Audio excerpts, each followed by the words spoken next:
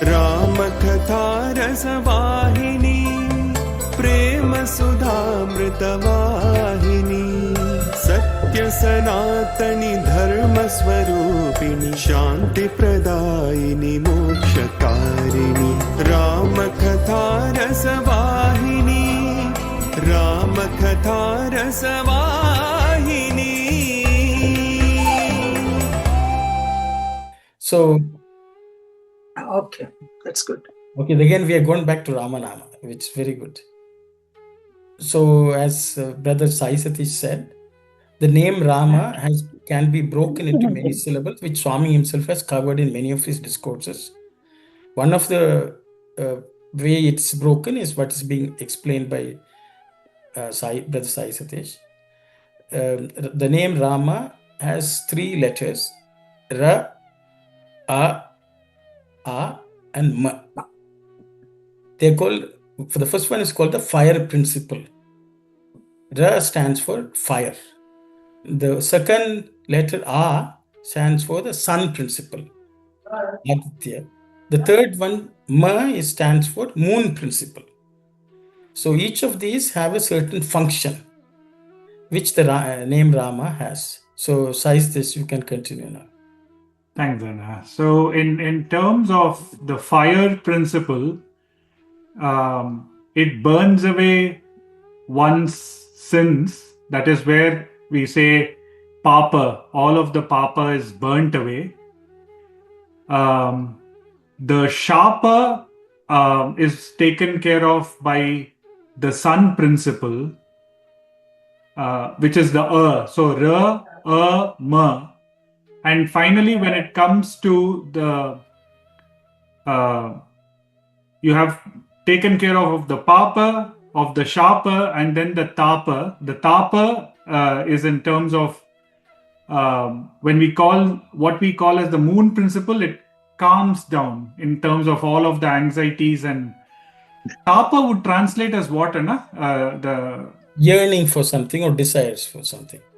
Desire. So in terms of just cooling down the mind aspect completely and calming the mind. So that is where just chanting that one name of Rama takes care of the papa, the sin, the sharper, the curse, and tapa in terms of the desires. All of that gets taken care. And I think the whole chanting of Rama transmutes one's desire for the world to one's desire for God. And we all know about what that Ramanama did for Valmiki himself when he started off as Ratnakara with Mara and he became Valmiki with Rama. So that whole metamorphosis with just that constant name of chanting Ramanama. Yeah, just wanted to share that. Thank you. So we'll dwell on it a bit, because I think essence of the Vedas give us knowledge. The knowledge is needed for us to cross this ocean of our existence. So the reason these 3 which Sai Satish mentioned is Papa, Tapa, and Shapa. That is sins, curses, and yearning. Why these 3 are important is Swami in his discourse says that all of us take birth one after the other because of these 3. If we have committed sins, we'll be born again. If other people have cursed us, that we have harmed them and they have cursed us, we'll be born again. We'll also be born again if we have desires, unfulfilled desires. So these 3 are the causes of rebirth, according to Sanatana Dharma, according to Swami. So these 3, until we completely remove all these 3, we will have to be born again and again. So the first one is Papa, which is sins. So the Ra principle addresses that. And the second one is curse of other people. The sun principle takes care of that. And Ma principle, we have unfulfilled desires. And we are always yearning for something, craving for something. All that will be calmed and soothed by the moon principle of Rama. So in that way also we can say the essence of the Vedas are actually trying to do this only. The Vedas help us to overcome sins. Vedas help us to overcome curses. Vedas help us to overcome desires. So that's the purpose of Veda, and the Rama Nama is the essence of that, which can help us do that. So that's why even in calling Sai Ram, Swami has made sure that we used to chant the name Rama in that as well. So I hope the first sentence, the name Rama is essence of Vedas, is covered to some extent. Sai Ram, I have a question. Yes, please. So the attachment also can cause rebirth, right? And is that part of the desires? Yes. That's my understanding, Cecil, but I will open it up for anyone else also to contribute to the discussion. Yeah, Sai Ram. Yes, Auntie. Desires make one come back to this earth again and again. To fulfill those desires, we are born. That's also one of the reasons for our rebirth. Sai Ram. Thank you. Anyone else? Brother, Auntie, you're saying about the rebirth because of the sin and somebody cursing or desire, these three things. I can see myself like a sin is it can be controlled by me. And the desire, something it's my own way I can control. But cursing somebody, No, something can be discussed to understand more, please? Aruna, you are being cursed by others. Yes, cursed by others. You are Yeah, not- that is not under control of me. Somebody's cursing. Somebody's cursing is not control of me, right? So that's what I'm trying to understand. So anyone else would like to share? But Sai Ram, but Swami says, like, if I talk about somebody bad, that comes to me bad. So cursing, when I curse someone, so it's going to come to me. That's what I understand. So what do you mean, like cursing? Like anybody can curse anyone. How do we know? How Sister Aruna asked like that. Even I have a doubt. How can we control that? So Swami always says, what you throw back comes back to you. So we are just a reflection. So, as you see God in others, so it's just a reflection. And pray for that person, whoever's cursing, you pray for them to be a better person. So that way you don't get hurt. Yes, Shivani. Sai Shivani, you had to unmute and speak. So if we were chanting the Ramanama, but then we commit a sin during that, or we commit, or like we have a desire during that, does it break the Ramanama chanting? Very good question. So Shivani has asked a nice question. Anyone would like to give an answer? What happens if you are committing sins while chanting Ramanama? While chanting Ramanama, if you have desires, so is it breaking the Ramanama? Is her question.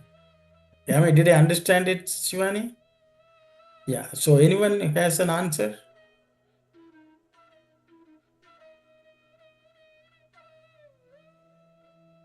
Yes, that's why Swami has said, now don't, go outside, wander your mind outside. So that's why all the distractions come in. So when you're focusing, that's why Swami says, focus is very important on what you do. Just like you're doing your studies in your school, you focus on your studies. If you just divert from your studies, you're distracted and you don't see what the subject you're reading or not trying to learn. So when you focus, you master that. So that's what I'd like to add to it, Sarah. Thank you very much, brother. So just to paraphrase, so what you're saying is when we are chanting the name of Rama, we should focus on Rama. I guess so. We should think of Rama only when we are chanting. So at that time, so nothing, no other thought means no other desire, I guess, and then we will not commit any sins. So chanting the Ramanama means always thinking of Rama while chanting the name. That's what Brother Sridhar has said. If anyone else, so Shivana, then you will neither commit sin nor you will have any other desires. Okay. Yes, Sister Anita.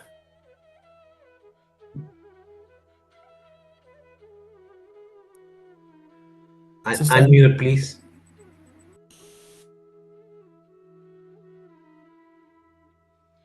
Okay, can you hear me now? Yes, sister. Sai Ram, brother. Sai Ram, everybody. I want to ask, they say that if you commit suicide, you are born again. Would that be part of the sin, or would that be... How does that correlate?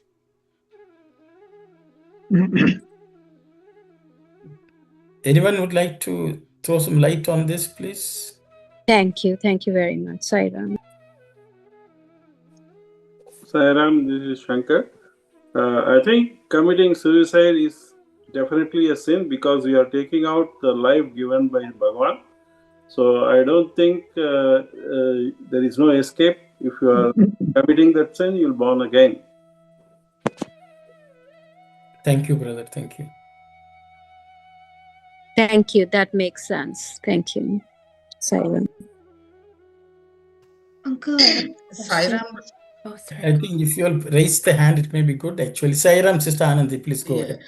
I have a little, maybe the question, or I would like to have a little more insight on this one. Whether it is a sin or blessing, I think it depends on our own mentality. Someone may take it as a sin or maybe cursing or something, but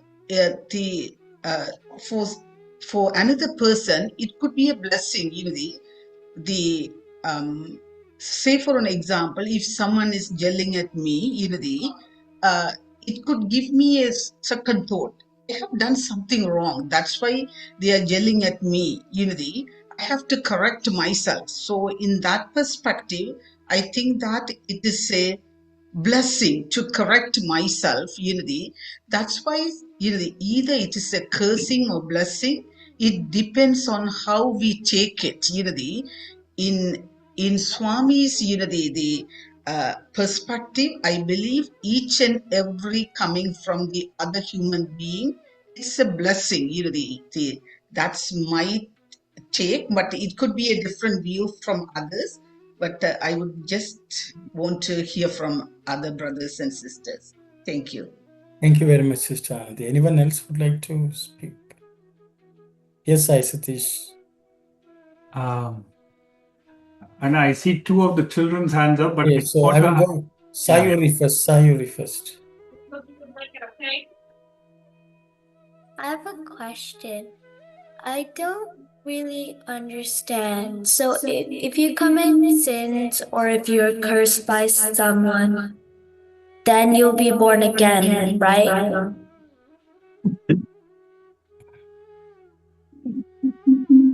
Yes. Can you repeat the question? You don't understand why it is so? Yeah, because how will you know if someone cursed you? I don't really understand that. I think there are two. I think you all have two or three. Can you all, somebody else's speaker is coming through. There's an echo, Sayuri. Are you in the same room as your brother and mother? Only my brother. Then I think they should mute. They should silence their speaker. Anyway, go ahead. So what Sayuri is saying is she just cannot understand. I think it's Aruna's question also. How, if somebody else curses, how can we solve this? It's not in our hand. Okay. So I think I will just simply say, because sometimes we think, in the Sanatana Dharma, there is belief that it's not only people who will say, I am cursing you and curse you. If anyone is hurt by us, they will have a negative thought about us. And that itself is a curse. It's not that, they have to take some water and sprinkle on you and curse. See, the belief is that, just when we are walking on the ground, There are small organisms which are killed by us. They will also feel somebody is killing, let that person, they will curse. They may not know who actually stamped on them and hurt them. And, we are driving a car, so many insects are hit on the car. So just because the fact that we're living in this world, we are causing hurt and harm to many things without our own knowledge. Okay. So, so for this, we pray to. All right, you ready for bed, sir? You ready to go to bed? No? You don't want to go to bed yet? I'm trying to go. Okay. All right. Let us know that, okay? Sai Ram, can everybody mute their microphone, please? Big disturbance there. That also, I think, they have to. I think we'll have to talk to the media team. Media team, yeah. I think whoever is handling it, mute everybody's. No, we don't have a host that session.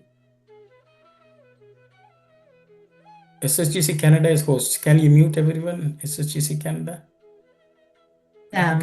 Sister Kalyani, can you please mute them, please? Yes. Okay, that's good. Thank you, Sai Ram. So the reason is curse is something, it's not, we have just the fact. So then you can ask, if we chant Ramanama, will it go away? It also means that we have to also make amends to that with gratitude. So I think it's a slightly discussion.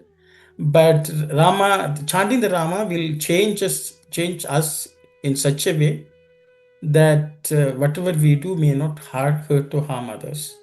For that, we pray to the sun every day morning. I think that's a belief. So Rama is praying to Rama will help. I hope that helps. Yes, Shivani, please go ahead. So, when Jaya and Vijaya got cursed by a group of rishis, when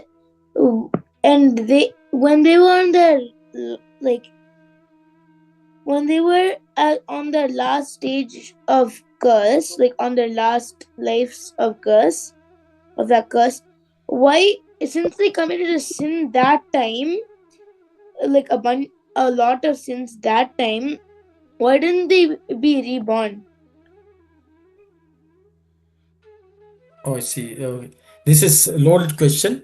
We will get the answer to your question, Shivani, when we read this entire Ramayana. Because Ravana was born because of that curse. So we'll get the answer there, okay? So I think one thing I want to say, when we discuss the study circle from, there are many other thoughts, other questions we may have. It may be good to limit them, because if we continue to discuss like that, we will take more than 2 lifetimes to study this Ramayana. Okay, so the thing is, I would, there are maybe other thoughts which we have learned elsewhere. Once we introduce this becomes another mushroom of discussion, I would say. So I think whoever speaks, let's just try to see whether have we understood that even at a literal sense. That will be good, I guess, with some inner meaning. Yes, Sister Rashmi, please go ahead. Sai Ram, brother. This is regarding some of the members asked what is a curse and if it's going to be, leading to rebirth and all of that. And I just recollected that couple of days back, there was this video shot coming from Sathya Media Center where Swami in his 1980s discourses actually addresses what a curse is. So without going into details of it, I have shared the link with you and Brother Satish. Really appreciate if you can go through that link later on. And if you feel that it is an appropriate one, then maybe you can circulate it with the members after this. Okay, thank you very much, sister. Thank you. Sai Satish, you have something to add? And I just wanted to share this incident where I think Swami was on stage giving a discourse, and those days, or even late, we would have all buses come to Parthi with devotees being brought there. So even as the devotees went and they were listening to the discourse of Swami, some of these drivers and conductors, they were standing far away and they were passing all kinds of comments. as Swami was giving the discourse. And at the end of the discourse, Swami finishes the thing, comes down the stage, walks straight up to them, and he says, Bangaru, don't say such things. Not that because I am getting affected, I am telling you, but when you say something about purity itself, about God itself in that fashion, it affects you. Because from top to bottom, Swami said, from top to toe, I am only purity and selflessness. So when somebody speaks ill about that, about such a being, then it affects them more than the person whom they are being told about or who's being spoken about. Why we may say that, okay, this is Swami, that is why it is happening. But if we dwell a little more by chanting the Rama Nama, it takes one to a place of being of such purity that first, they don't get affected if they are at such a level of purity. Second is, in terms of who is cursing, of course, they have to bear the consequences of what they are saying. But what it tells us from this whole thing is, ultimately by chanting Ramanama, even if we get to that level of getting cursed or reborn or things, the name by itself is so potent that even that curse gets transmuted into a blessing. It no longer stays as a curse because the name is potent, and by chanting it ceaselessly, it leads to that state. That is one. And coming back to this other question of what was asked for the suicide part and all of that, anyway, we are serving, when we have forgotten God, that's where Swami says we have taken birth. And if you are serving a sentence in the prison of this life and death, if we try to escape that, again we are brought back into the same prison, put added guards and bounds and double layer of karma and all of that one person has to go through. So it is better to take whatever comes as Swami's prasadam and go through it rather than find an escape to it and have to face it all over again. Sai Ram. Thank you very much, Sai Satish. Okay, so anyone else would like to speak, discuss any other point? Otherwise, we'll go to the next. I think maybe we didn't. Why don't you read the second piece, Sai Satish, once more? The second paragraph, Anna? The third paragraph. Third paragraph. The Ramayana epic.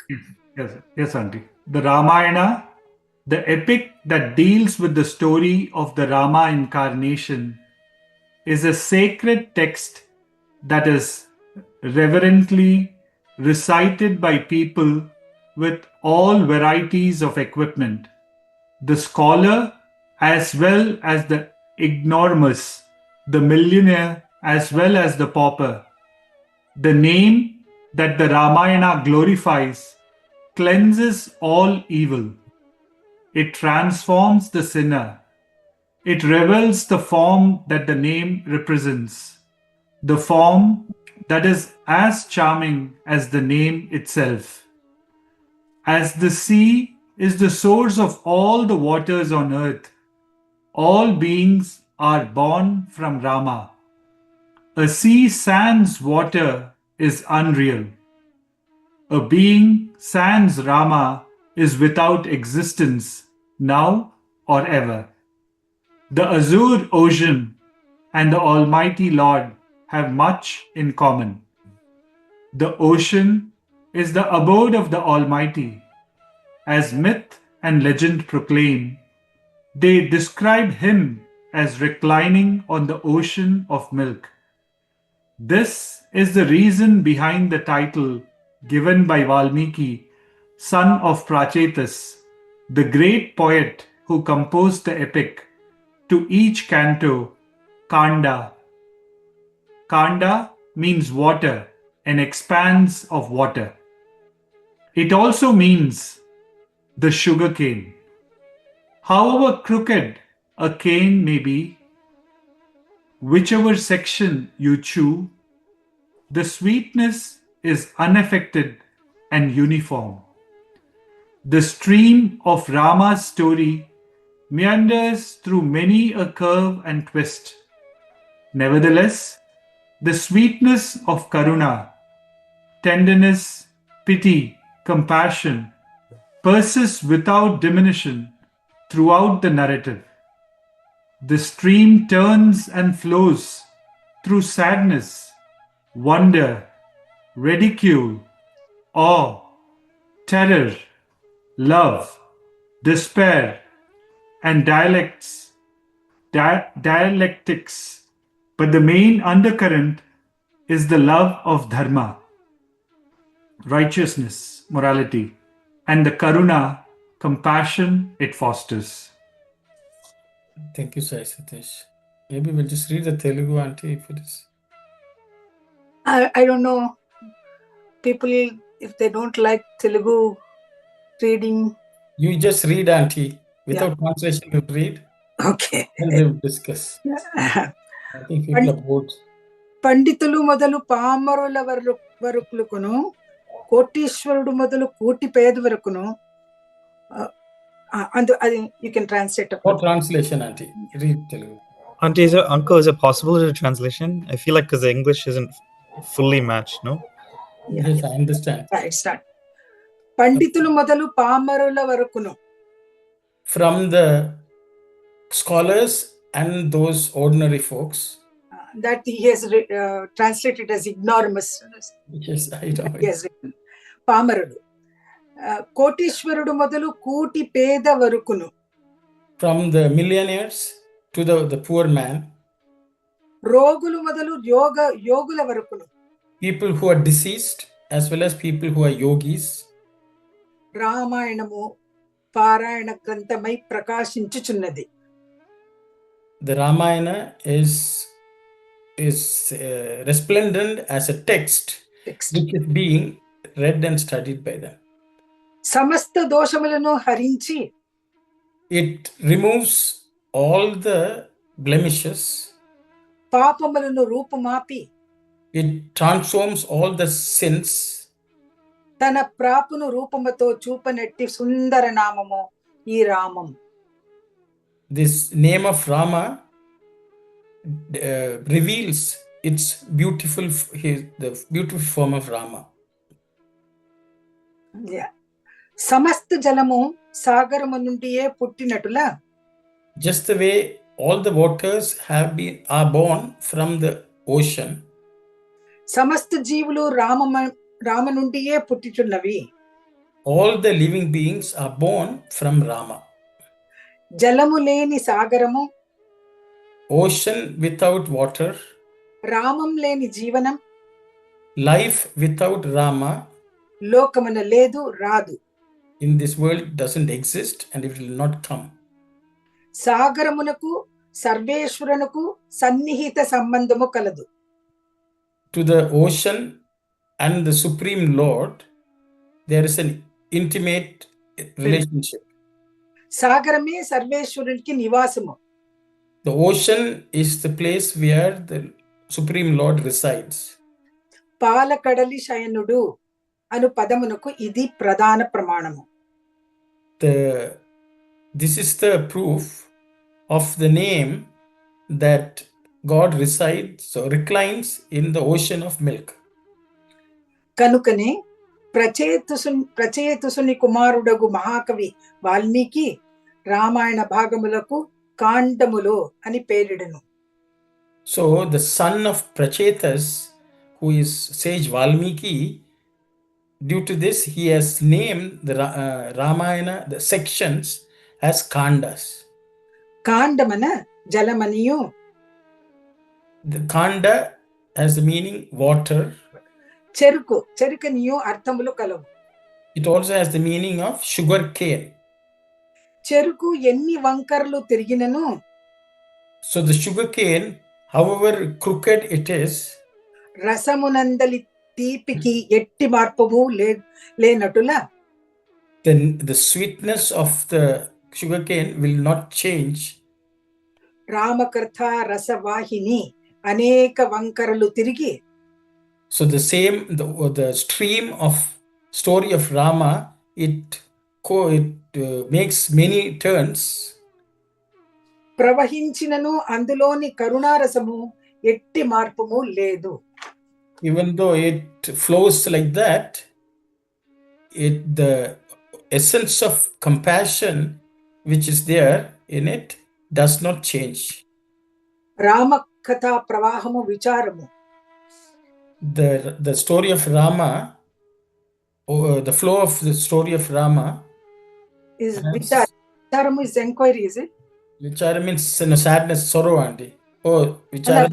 Vishadamu is sadness. Vicharamu. Inquiry. Vishadamu. Sorrow. Vinta. It's adbhutam, wonder. The wonder. Hasyamu. There is laughter. Laughter. Hasyamu. Laughter, you can say. Comedy. Adbhutamu. Wonder, it's miraculous. Raudram. Rage or anger. Terror also. Terror. Srungaramu. Love. ఇత్యాది వంకరలతో ప్రవహించినది. It has all these parts through which it flows. Now, with these wild turns, it has wild turns. Wild turns, it has flowed. దీని అంతర్మర్మము ధర్మ ప్రధానమైనది. Its inner secret is Dharma principle. Is the supreme. Stop here. Sai Ram. Sai Ram. So as you can see, Swami has covered some of what we have already discussed. That the name of Rama changes sinners, removes and also reveals his form and so on. So I'll stop here. Anyone would like to share any thought? Sai Ram Anna, so what was the question in the beginning? Sangishan said, asked actually, that is the whole ocean, milk of ocean milk, it is all here. That's the answer. Yes. Saishan asked about the Ilavelpu. Guardian deity of home. Guardian deity he asked. Someone asked about the ocean milk. No, what was the ocean milk? Yeah, I also asked earlier, I think in the first page. Yes, that's right. The story of Rama is like. That's right. Is the this ocean milk, ocean of milk, it's represents a very vast source of abundance. It's a purity and a nourishment actually. And when it's a churning, then you get the spiritual wisdom and all the divine qualities. So this whole Rama Katha stories, that the nectar comes out in it, and that is what is the wisdom giving us, and we grow on it for us, for our learning. That's what I understand. Thank you very much, Bina. Thank you. Yes, Shivani. So near the start, when you were translating, I noticed that you said, when there's no Rama, like there's no universe or there's no world if there's no Rama. So then Rama is only an avatar of Vishnu. So it doesn't really make sense. Okay. So Shivani, so the thing is, when we say Rama, we think there is someone who lived long time ago. Okay, that's our understanding. But Swami here means Rama is nothing but God. So without God, the world does not exist. One of the name of that God is Rama. So when we say Rama, it's not the avatar alone. Okay, because Rama says there's an incident, maybe I will narrate it. There was an incident where apparently Kaushalya, the mother of Rama, the mother of Agastya, and mother of Hanuman, three of them were having a chat, like they were gossiping among themselves. Okay, so what was happening? Apparently, all of them said, my son is the greatest, just like all mothers. So Kaushalya said, my mother is great because of him only all these good things have happened. Ravana was killed and all that. Then Hanuman's mother said, how can Rama do his job without my son jumping and crossing the ocean and finding out where Sita was? Rama couldn't have done anything. Then Agastya's mother said, what are you talking about? My son, just with a gulp, he drank the entire ocean. So it's great. So apparently while they were discussing like this, Rama happened to come that way. And he overheard. And Kaushalya was telling, no, all of you did, both of your sons did whatever they could only by chanting the name of my son. Then apparently Rama told Kaushalya, the name Rama existed much before I took birth. I became so great only because I was given that name Rama. Okay, so the Rama which Swami is talking about here is God. I hope Shivani, okay? Okay, thank you. I think anyone else would like to discuss any points? It's 1 hour. Yes, Sayuri, are you raising your hand or no? Yeah, okay. Sai Ram, I don't really understand. The sea is the source of all waters on earth. All beings are born from Rama. So is Rama like a word that creates everybody? Because I don't really understand that line.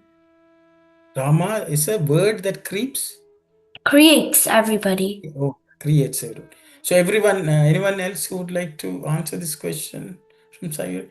So she's asking, from ocean water is created, so it's from Rama people are created? This is a question.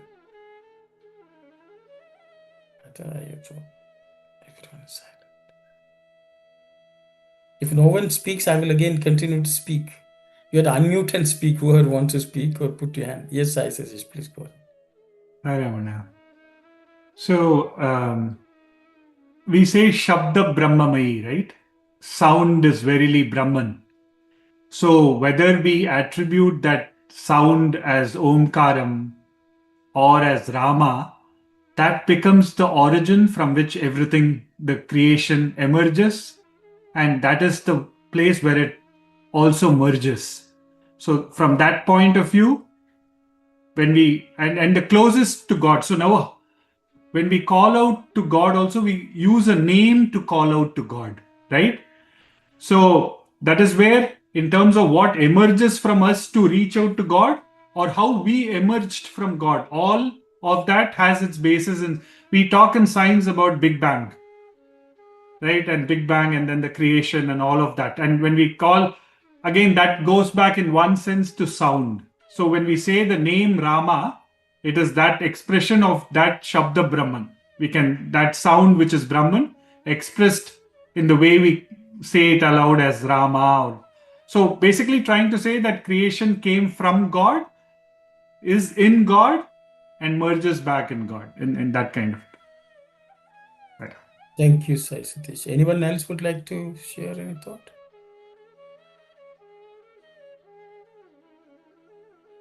Yes, Sister Lakshmi Geeta. You have to unmute and speak, sister. Oh. Yes, please speak. Sai Ram, everybody. You have to speak a little louder, sister. Sai Ram, can you all hear me or no? Yes. Oh, okay. This last line which just caught my attention. It says the main undercurrent is the love of Dharma, righteousness. So I always think Rama as upholding Dharma in all aspects of relationships.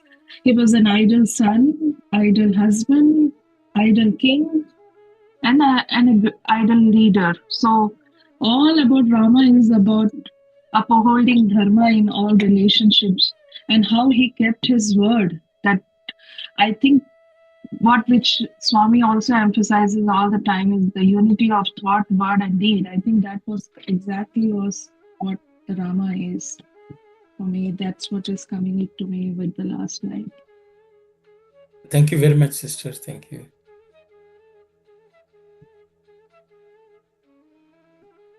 Anyone else has something to say? We will close it by 10:15. I hope, if everyone is okay. not to keep it too low. Just to respond to what I compliment what Sai Satish already talked about ocean and water. Sayuri, all the water in the world is actually from the ocean only. So in that sense, the water is nothing. Every drop of water is part of ocean which already exists. The same way, all of us are also like that only. Every drop of water, which is nothing but which came from Rama. God exists in us also.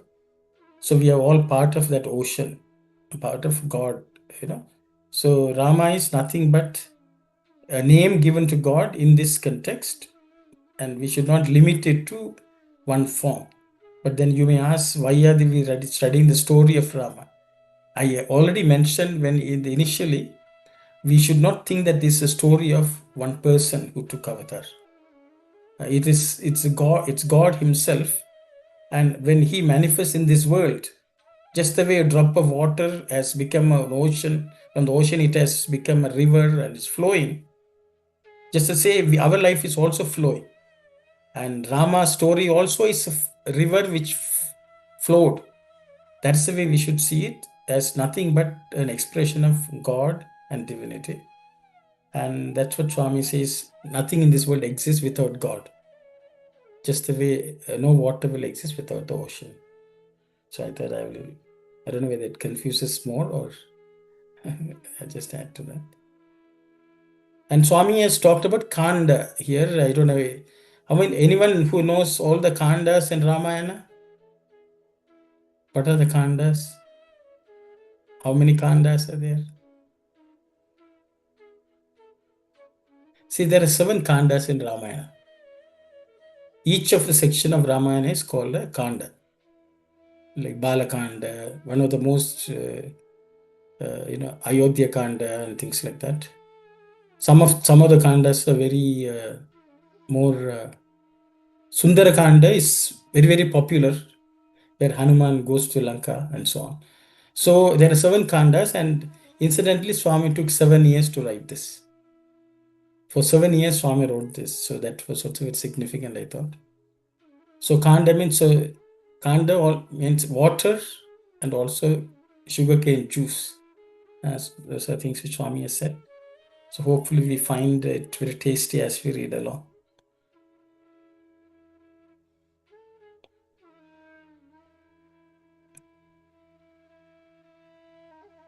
And I think nothing, one more thing Swami has said, there'll be sadness, wonder, ridicule, terror, there are different emotions which will come through. Through all this, Swami says, we will see Dharma and Karuna, compassion. And I think we should remember this when we read other parts of the Ramayana. So Swami is just preparing us before he starts telling the story. Is what I understand. Anyone would like to add anything? I guess it's 10:08. Anna, I just wanted to, like Swami says here, however crooked a cane can be, whichever section you chew, the sweetness is unaffected and uniform. So I'm just trying to see from the point, of course, in terms of Dharma and Karuna, that is the undercurrent. But at the same time, when you go through that part of, let us say, for example, when Rama had to leave for the forest and the whole of Ayodhya plunges into gloom and Dasharatha passes away, how at that point in time will you essence sweetness? Because the curve in the sugarcane is very, very tough curve to meander. And how at that point in time, because if you have to look at practically, we are saying that when you're going through the lowest point in your life, you still need to essence the sweetness. How do we go about that? Okay, a good question. I will park if anyone has answer for that. I think we will discuss in much greater detail later on. But anyway, yes, Bina or Ron, there's a hand up. Sai Ram, this is Ron. I just want to make a comment that I really enjoy how Swami has started the Ramakatha Rasavahini. Lives so far not talking about Ram the avatar, but Rama as a principle, right? The eternal Ram, not the temporal embodied, the name and so forth. So he starts off with this biggest picture imaginable, right? And rather than just starting off like telling a story, right?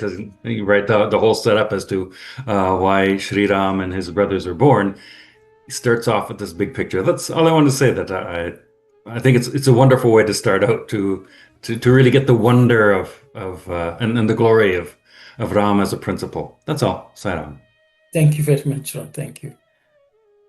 Sai Satish posed a question. If anyone would like to answer that, how do we?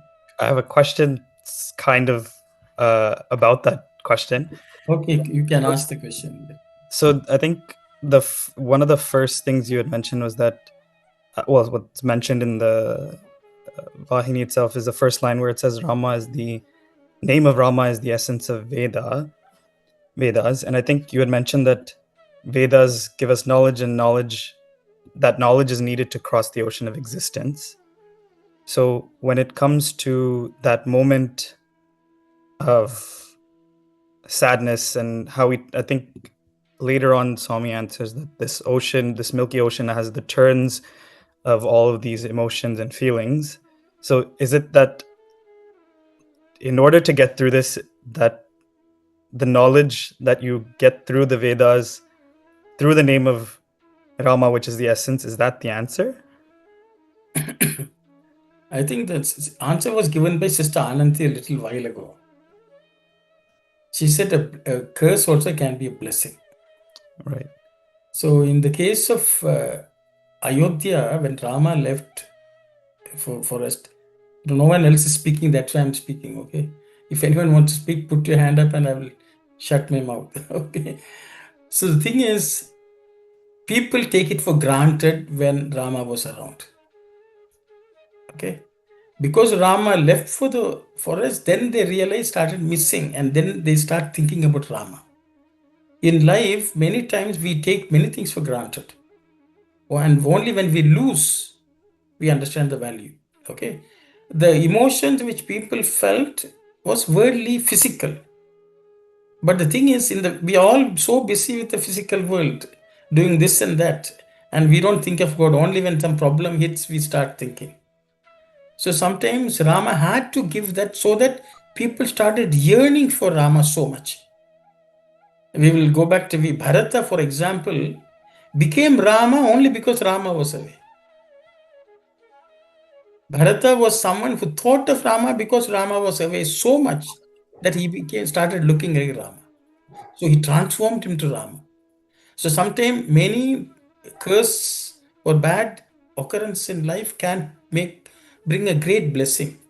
On the other side, Lakshmana started looking Rama because he didn't have anyone else to look at but Rama in the jungle forest. So if all opportunities can be transmuted into something divine. So the real essence is Dharma or God. And the Karuna is, when generally we feel sad, we because of self-pity. But God wants us to think of Him, and that, because we studied Narada Bhakti Sutra, in that they say the devotees exemplify viraha. That separation from God is so painful to them. They suffer the most. Like, Ramakrishna used to happily cry every day. Another day has passed, I have not seen Mother Kali. So, that pain and yearning is also brought out by the Lord through different happenings, occurrences in life. So in essence, Uncle, is this like the process of the theme of our retreat that we just went on? So Yes. Salokyam to Exactly. Sayuja. Until we are Sayuja, we should not be happy. But we are all very happy without Sayuja. We are happy because we are busy in enjoying the world. So something has to be done. So God does it. Okay, sir. Yes, Prashanti, please go ahead. Brother, I just wanted to add to Satish brother's question about in the most difficult of times and moments, how can we remember the sweetness? I just wanted to take the angle of how Swami has given examples of uh, reasons why some of the occurrences even happened. For example, when we see how Mother Keki actually like she has an apparent change of heart, and the whole course of the Ramayana changes, like a shade of feeling that her son should get like he should become king, etc. But Swami once gave an example of in one of his discourses talked about how uh, she was the greatest among the three mothers because she agreed to play the role of the negative, right? The role of the villain. And that was the ultimate form of devotion. Like if you look at it, like if when we step back, I'm talking about. So when he gives examples like this, where even for something apparently negative or bad to exist, that there can be a reason. So when we see incidences and we see Swami's explanation of those, it's also like a mirror to how we can try to look for the good, try to look for the will of God, or for the Rama principle, or for the sweetness, even with whatever may be happening at in a certain episode of our life. I just wanted to share uh, that example. Thank you. I know we are on top of time. Thank you very much, sister. Thank you very much. So I think it's 10:16. We can close for today. I hope you all enjoyed the discussion so far. I think some of the technical difficulties we will sort out better so it be a bit smoother next time. Anyone else has some final thoughts to share before we close? Yes, Sister Lakshmi Gita. Yeah, I just heard from one of the speaker, it was some time ago, and I'm trying to understand that maybe through this study circle. They said that the whole essence of Veda is in Ramayana, if you understand. So if you understand Ramayana, then the whole essence of Vedam, you will understand the whole essence of Veda. So that relation, I'm going to understand. That's always going on in my mind. I think whenever this study circle on Ramakatha Rasavahini, I don't have the answer, but that's what told by one of the speaker in our Sai organization only some time ago. I don't remember. That's all. I just want to give my thought. Sai Ram, sister, I think it'll come through clearly. Swami has mentioned the four brothers are the four Vedas.